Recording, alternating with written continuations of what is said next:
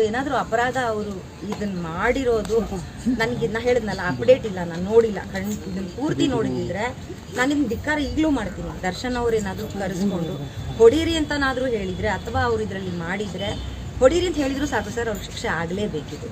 ಇದು ತುಂಬ ತಪ್ಪು, ಇದು ಆಗಲೇಬಾರ್ದು. ಅವ್ರು ಯಾವ ಹಕ್ಕಿದೆ ಸರ್ ಒಂದು ಪ್ರಾಣ ತೆಗೆಯೋಕ್ಕೆ? ದರ್ಶನ್ ಆಗಿರ್ಬೋದು ಅಥವಾ ಇನ್ಯಾರೇ ಆಗಿರ್ಬೋದು, ನಾವಾಗಿರ್ಬೋದು ನೀವಾಗಿರ್ಬೋದು ಸರ್, ಯಾರಿಗೂ ಒಂದು ಪ್ರಾಣ ತೆಗೆಯೋ ಹಕ್ಕಿಲ್ಲ. ಅವ್ರಿಗೆ ಶಿಕ್ಷೆ ಆಗಲೇಬೇಕು.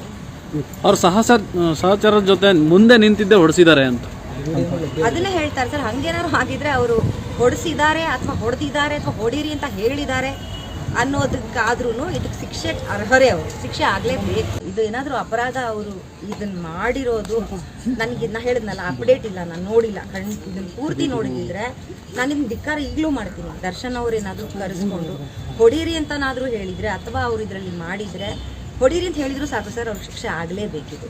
ಇದು ತುಂಬ ತಪ್ಪು, ಇದು ಆಗಲೇಬಾರ್ದು. ಅವ್ರಿಗೆ ಯಾವ ಹಕ್ಕಿದೆ ಸರ್ ಒಂದು ಪ್ರಾಣ ತೆಗೆಯೋಕ್ಕೆ?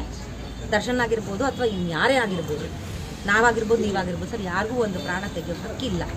ಅವ್ರಿಗೆ ಶಿಕ್ಷೆ ಆಗಲೇಬೇಕು.